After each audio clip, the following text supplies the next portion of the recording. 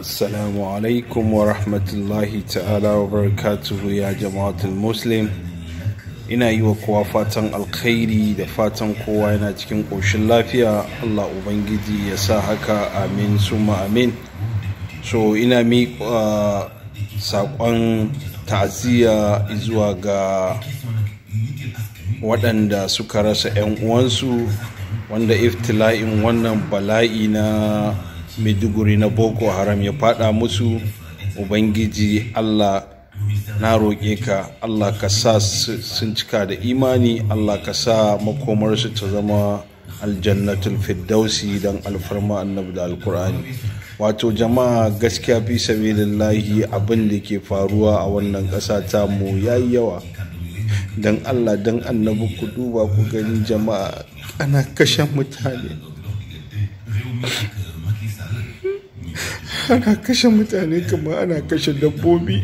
Ko dabbobi a kashe mutum guda 40 da wani abu lokaci daya, wallahi sai an bincika. Amma jama'a dan Allah dan annabi ku duba irin wannan abin da yake faruwa. Sai ka ce wanda mu ba mu da shugabanni a ƙasa, ba mu da kowa, saboda Allah da annabi sai Allah, haka kawai ana yanka mutane. Ka duba irin yankan rago da ake wa mutane. Gaskiya shugabannin Najeriya ba su yi ba, wallahi shugabanni, ba mu da shugabanni a Najeriya. Mu dai wallahi tallahi ba mu da shugabanni a Najeriya. Ba abin da za mu ce kawai sai dai Allah ya isa, Allah ya isa, Allah ya isa. Mutuwa ita guda ɗaya ce, babu wanda zai dawoma a duniya. Amma ka duba irin cin mutunci da yankan mutunci da yankan kauna da ake wa 'yan uwanmu. Kuma gwamnati tana kallo, gwamnati tana gani. Wallahi tallahi gwamnatin Najeriya, Allah ya isa, Allah ya isa, Allah ya isa, Allah ya isa. Ba abin da za mu ce muku sai dai Allah ya isa. Wallahi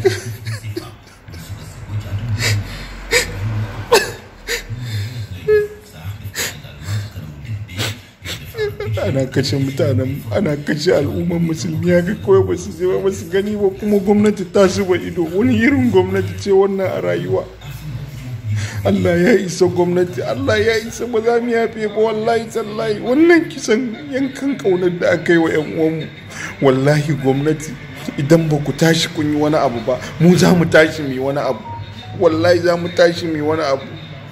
Allah ya isa gwamnati. Mun ga amfanin gwamnatin Najeriya ba, wallahi tallahi dukkan laifin gwamnati ne. Wallahi ba wani abu da ake yi sai dai an sa cuta da cin zali da son zuciya a gaba. Ko malamanmu na addini ma ba za ku tashi ku faɗi gaskiya akan abin da ke faruwa ba, sai ku tsaya kuna ɓoye-ɓoye. Ka duba Fantami, wannan yasa ce kawai ta rasu, irin manyan mutanen da suka ringa zuwa suna masa ta'aziyya. Amma mutane nawa yanzu wannan kenan ba rai ba ne. Babu wani wanda ya fito wai sai dai wani dan iska, wai shi Garba Shehu ne ko wane ne, wai ya fito wai yana magana wai da yawon shugaban kasa, wai shugaban kasa yayi Allah wadai da wannan abin da ya faru. Allah ya isa. Da ku da shugabannin kasan duk kutumar bura ubanku, yan kutumar uba, yan iska kawai. Shi sa duka macuta ne azzalumai, macutan banza, macutan wabi. To wallahi mutuwa guda ɗaya ce. Ku je ku yi duk abin da kuke so ku yi. Kuna gani ana kashe al'umman mutane, ba za ku ɗau action a kai ba. Duka hukumomi da kowane force da yake Najeriya, they have no use, they are totally bullshit. 'Yan shegu kawai, 'yan Allah ne.